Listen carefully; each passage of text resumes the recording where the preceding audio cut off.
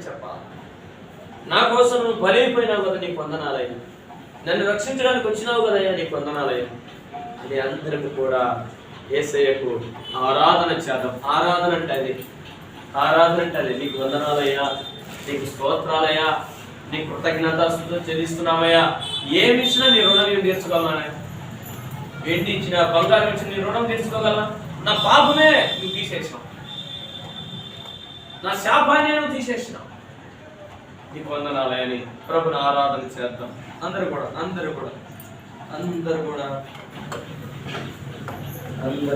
మనసులో, హృదయంలో, హృదయపూర్వకంగా తండ్రి నీకు వందనాలయ్యా, నీకు స్తోత్రాలయ్యా అని ప్రతి ఒక్కరు కూడా మీ హృదయంలో మీరు ఆరాధన చేయండి. నీ సన్నిధానములో సంపూర్ణ సంతోషం ఆరాధించుకొనే విలువైన అవకాశం. నీ సన్నిధానములో సంపూర్ణ సంతోషం ఆరాధించుకొనే విలువైన అవకాశం.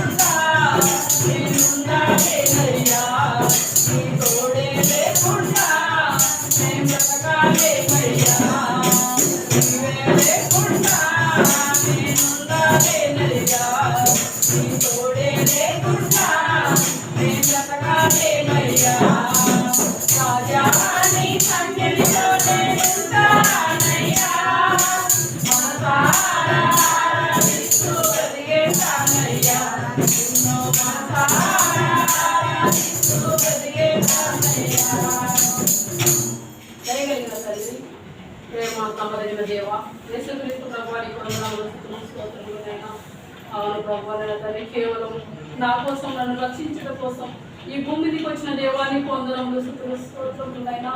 అవును ప్రభువా, నేను తండ్రి 2 సార్లు మరణించాల్సిన నన్ను నేను తండ్రి కేవలం బ్రతికించడం కోసమే నేను తండ్రి అయ్యా ఈ భూమి మీదకి దిగి వచ్చిన దేవానికి వందనములు, స్తుతులు, స్తోత్రములైనా. నన్ను నా కుటుంబాన్ని రక్షించడం కోసం నేను తండ్రి అయ్యా 3 మేకల మధ్యన వేలాడదీయబడిన దేవానికి వందనములు, స్తుతులు, స్తోత్రములైనా.